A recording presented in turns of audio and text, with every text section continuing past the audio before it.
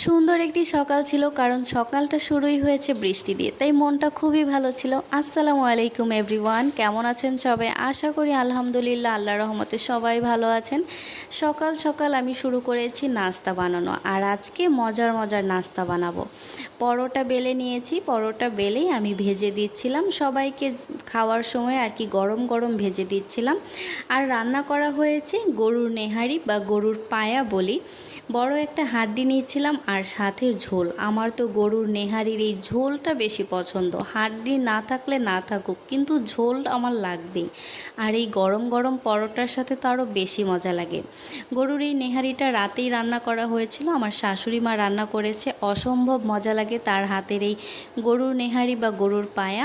আমার তো অসম্ভব রকমের পছন্দের একটি খাবার পরোটার সাথে এই গরুর নেহারি। কার কার পছন্দ অবশ্যই কমেন্ট করে জানিয়ে যাবেন। নাস্তা বানালাম, খেয়ে আবার উপরে আসলাম, তাও দেখছি যে অঝোরে বৃষ্টি পড়ছেই। আমি চা নিয়ে একটু বারান্দায় দাঁড়িয়েছি, একদম পুরো ভিজে গেছি, খুবই ভালো লাগছিল সকালটা।